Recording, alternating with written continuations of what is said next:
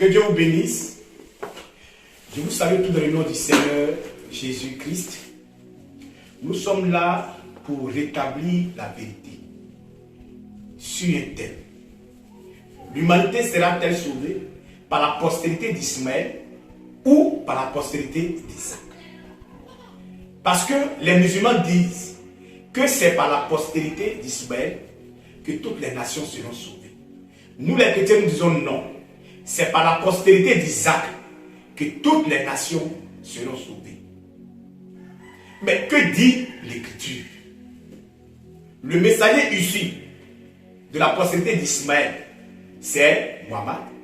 Mais le messager issu de la postérité d'Isaac, c'est le Seigneur Jésus-Christ. Alors, nous ne nous entendons pas sur ce thème. Les musulmans disent que c'est par Mohammed que l'humanité sera sauvée. Nous, les chrétiens, nous disons que c'est par Jésus-Christ que l'humanité sera sauvée. Alors, que faire pour savoir réellement par qui l'humanité sera sauvée? Par la postérité de qui? D'Ismaël ou d'Isaac? Alors nous allons nous référer aux Écritures. Il faut que chacun ait les sentiments qui ont animé les frères de Béry. Ils examinaient chaque jour les Écritures pour voir ce qu'on leur disait était exact. Alors nous allons examiner ensemble les Écritures. Nous devons savoir sur le salut de l'humanité. Nous devons savoir que c'est par la postérité d'Abraham que toutes les nations seront sauvées ou bénies. C'est-à-dire, c'est de la postérité d'Abraham que Dieu va susciter un prophète, un messager par lequel l'humanité tout entière sera sauvée. Que dit l'Écriture? Nous prenons Genèse chapitre 12, le verset 1 à 3. L'Éternel dit à Abraham: va-t'en de ton pays, de ta patrie et de la maison de ton père, dans le pays que je te montrerai. Je ferai de toi une grande nation, et je te bénirai. Je rendrai ton nom grand, et tu seras une source de bénédiction. Je bénirai ceux qui te béniront, et je maudirai ceux qui te maudiront. Et toutes les familles de la terre seront bénies en toi. Alors Dieu dit à Abraham: toutes les familles de la terre seront bénies en toi. Ça veut dire, c'est par la descendance d'Abraham que Dieu va sauver toutes les nations. Il va susciter un messager par lequel les nations seront sauvées. Voici la promesse que Dieu fit à Abraham. Alors, nous voulons savoir, puisque c'est par la postérité d'Abraham que les nations seront sauvées, quelles sont les postérités d'Abraham? Alors, nous prenons Genèse chapitre 25, le verset 7 à 9. Voici les jours des années de la vie d'Abraham. Il vécut 175 ans. Abraham expira et mourut, après une heureuse vieillesse, âgée et rassasiée de jours. Et il fut recueilli auprès de son peuple. Isaac et Ismaël, ses fils, l'enterrèrent dans la caverne de Macpéla, dans le champ d'Éphron, fils de Sochar, le Hétien, vis-à-vis de Mamré. C'est le champ qu'Abraham avait acquis des fils de Heth. Là furent enterrés Abraham et Sarah sa femme. Après la mort d'Abraham, Dieu bénit Isaac son fils. Il habita près du puits de Lacaïroï. Alors, l'Écriture nous dit, puisque nous avons dit quelles sont les postérités d'Abraham. Abraham a eu Ismaël et Isaac. Et ce sont ces deux-là qui sont concernés par cette promesse. Alors, nous allons voir encore la sourate 14, le verset 39. Louange à Allah, qui en dépit de ma vieillesse m'a donné Ismaël et Isaac. En dépit de ma vieillesse, il m'a donné Ismaël et Isaac. Donc, voici les postérités d'Abraham. C'est entre ces deux personnes-là, Ismaël et Isaac, que doit venir le salut de l'humanité. Alors, nous voulons savoir, selon les Écritures, le salut de l'humanité viendra de qui? De la postérité d'Ismaël ou de la postérité d'Isaac? Dit l'Écriture. Alors nous disons, d'Ismaël et d'Isaac, quelle est la postérité d'Abraham par laquelle l'humanité sera sauvée? Toutes les nations seront sauvées. Que dit les Écritures? Est-ce que c'est par Ismaël ou bien c'est par Isaac? Est-ce que c'est par la postérité d'Ismaël ou bien c'est par la postérité d'Isaac? Nous voulons savoir, entre Ismaël et Isaac, à qui Dieu a dit, en toi seront bénies toutes les nations de la terre. À qui Dieu a renouvelé cette promesse-là, a réitéré cette promesse-là. C'est à qui il a dit ça? Entre Ismaël et Isaac, c'est à qui il a dit que en toi seront bénies toutes les nations de la terre. Parce que c'est la promesse qui a été faite à Abraham. Alors on veut savoir, entre Isaac et Ismaël, à qui Dieu a fait cette promesse-là. Parce que c'est celui à qui Dieu a fait cette promesse-là, c'est par lui que viendra le salut de toutes les nations. Que dit l'Écriture? Nous prenons Genèse, chapitre 26, verset 1 à 6. Il s'agit bel et bien d'Isaac et non d'Ismaël. Il y eut une famine dans le pays outre la première famille, qui eut lieu du temps d'Abraham. Et Isaac alla vers Abimelech, roi des Philistins, à Guérar.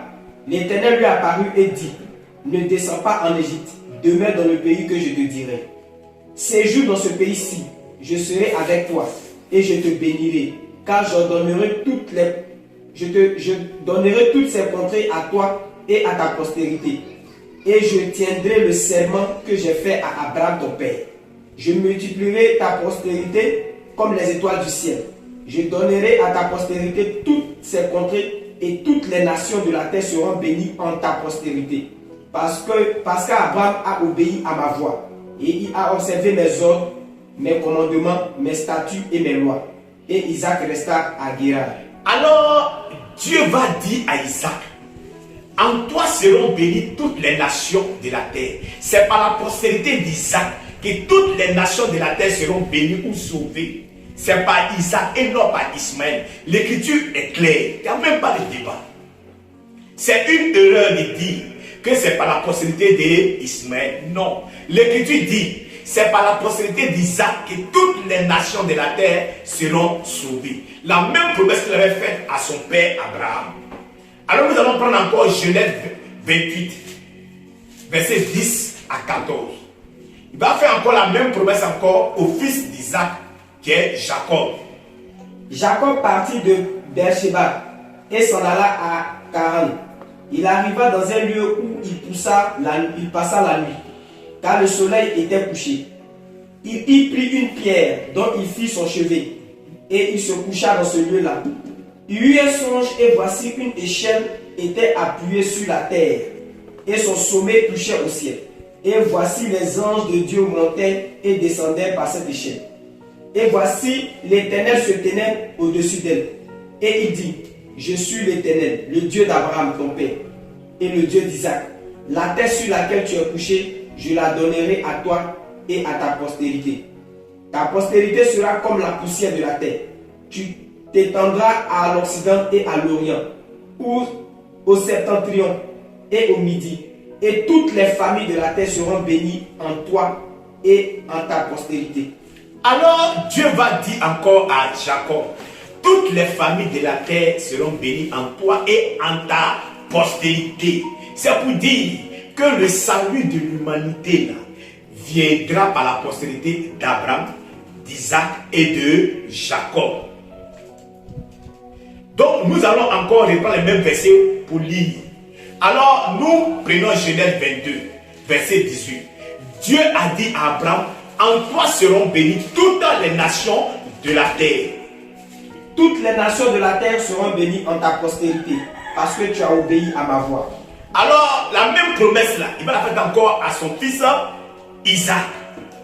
Selon Genèse chapitre 26, verset 1 à 6. Il y eut une famine dans le pays en août, la première famine, qui eut lieu du temps d'Abraham. Et Isaac alla vers Abimelech, roi des Philistins, à Guérar. L'Éternel lui apparut et dit, ne descends pas en Égypte, demeure dans le pays que je te dirai. Séjourne dans ce pays-ci. Je serai avec toi et je te bénirai, car je donnerai toutes ces contrées à toi et à ta postérité. Et je tiendrai le serment que j'ai fait à Abraham ton père. Je multiplierai ta postérité comme les étoiles du ciel. Je donnerai à ta postérité toutes ces contrées, et toutes les nations de la terre seront bénies en ta postérité. Parce qu'Abraham a obéi à ma voix et qu'il a observé mes ordres, mes commandements, mes statuts et mes lois. Alors Dieu va dire encore Isaac que toutes les familles de la terre seront bénies en ta postérité. Il va encore dire à son fils Jacob, selon Genèse 28, versets 10 à 14. Je reprends les mêmes versets pour vraiment éclairer. Jacob partit de Beersheba et s'en alla à Charan. Il arriva dans un lieu où il passa la nuit, car le soleil était couché. Il y prit une pierre dont il fit son chevet, et il se coucha dans ce lieu-là. Il eut un songe, et voici une échelle était appuyée sur la terre, et son sommet touchait au ciel. Et voici les anges de Dieu montaient et descendaient par cette échelle. Et voici l'Éternel se tenait au-dessus d'elle, et il dit, je suis l'Éternel, le Dieu d'Abraham ton père, et le Dieu d'Isaac. La terre sur laquelle tu es couché, je la donnerai à toi et à ta postérité. Ta postérité sera comme la poussière de la terre, et tu t'étendras à l'Occident et à l'Orient, au septentrion et au Midi. Et toutes les familles de la terre seront bénies en toi et en ta postérité. Alors nous disons que le salut de l'humanité, c'est par la postérité d'Abraham, d'Isaac et de Jacob que toutes les familles de la terre, toutes les nations seront bénies ou sauvées. Ce qui est confirmé par les Écritures. Nous avons dit d'Ismaël et d'Isaac, quelle est la postérité d'Abraham par laquelle l'humanité sera sauvée? L'Écriture nous dit que c'est par la postérité d'Isaac. Abraham, Isaac et Jacob. C'est à ces trois personnes-là que Dieu a dit, en toi seront bénies toutes les nations de la terre. Alors nous disons, quel est le messager issu de la postérité d'Isaac, de Jacob? L'humanité sera sauvée. Qui est ce messager? Qui est le messager? C'est qui? Est-ce que c'est Mohammed ou c'est Jésus-Christ? Nous disons, qui est le messager issu de la postérité d'Abraham, d'Isaac, de Jacob, par lequel l'humanité sera sauvée? Il s'agit bel et bien de notre Seigneur Jésus-Christ. C'est le messager qui est issu de la postérité d'Abraham, d'Isaac et de Jacob, par qui l'humanité sera sauvée. Que dit l'Écriture? Nous prenons Jean chapitre 12, verset 40-47. Si quelqu'un entend mes paroles et ne les garde point, ce n'est pas moi qui le juge, car je suis venu non pour juger le monde, mais pour sauver le monde. C'est ça. Nous prenons encore Jean chapitre 3, le verset 17. Dieu en effet n'a pas envoyé son Fils dans le monde pour qu'il juge le monde, mais pour que le monde soit sauvé par lui. Nous prenons encore 1 Jean 4, le verset 14. Il dit, et nous avons vu et nous attestons que le Père a envoyé le Fils comme sauveur du monde. Donc, le messager issu de la postérité d'Abraham, d'Isaac et de Jacob, par qui l'humanité sera sauvée, c'est le Seigneur Jésus-Christ. Nous prenons Matthieu 1, verset 1 à 2. Généalogie de Jésus-Christ, fils de David, fils d'Abraham. Abraham engendra Isaac. Isaac engendra Jacob. Jacob engendra Judas et ses frères. Voilà. Nous voulons montrer par là que le Seigneur Jésus-Christ est issu de la postérité d'Abraham, d'Isaac et de Jacob. C'est par lui que toute l'humanité sera sauvée. Le salut de l'humanité pour nous les païens là, a eu son accomplissement en Jésus-Christ ou en Mohammed. Je dis, le salut de l'humanité là, pour nous les païens, les hommes des nations, a eu son accomplissement en Jésus-Christ ou en Mohammed. Que dit l'Écriture? 3, le verset 8 à 9. Aussi l'Écriture prévoyant que Dieu justifierait les païens par la foi, a d'avance annoncé cette bonne nouvelle à Abraham. Toutes les nations seront bénies en toi. Au verset 9. De sorte que ceux qui croient sont bénis avec Abraham le croyant. Donc, l'Écriture nous dit que Dieu avait déjà prévu que toutes les nations devaient être sauvées en Abraham. Alors, il va annoncer cette bonne nouvelle à Abraham en disant, toutes les nations, toutes les familles de la terre seront sauvées en ta postérité. Donc, Dieu avait déjà prévu de sauver nous les païens, les hommes des nations, par la postérité d'Abraham. Alors, nous prenons Galates chapitre 3, versets 13 à 14. Christ nous a rachetés de la malédiction de la loi, étant devenu malédiction pour nous, car il est écrit, maudit est quiconque est pendu au bois, afin que la bénédiction d'Abraham eût pour les païens son accomplissement en Jésus-Christ, et que nous reçussions par la foi l'Esprit qui avait été promis. Afin que la bénédiction d'Abraham eût son accomplissement pour nous les païens, en Jésus-Christ, en Jésus-Christ. C'est en Jésus-Christ que la promesse, la bénédiction d'Abraham a eu son accomplissement pour nous les païens et non en Mohammed. Puisque la Bible nous dit encore que le salut vient des Juifs. Jean chapitre 4, le verset 22. Vous adorez ce que vous ne connaissez pas. Nous adorons ce que nous connaissons, car le salut vient des Juifs. Car le salut vient des Juifs. Donc, le sauveur de l'humanité, c'est le Seigneur Jésus-Christ. C'est par la postérité d'Isaac que toutes les familles de la terre, que toutes les nations seront sauvées, et non par la postérité d'Ismaël. Alors, nous lançons un message aux musulmans de se repentir et de suivre le messager issu de la postérité d'Abraham, d'Isaac, de Jacob, qui est Jésus-Christ, par qui toute l'humanité sera sauvée. Que Dieu vous bénisse. Dire oui à Jésus. Je dis oui à Jésus, je dis oui à Jésus, je dis oui.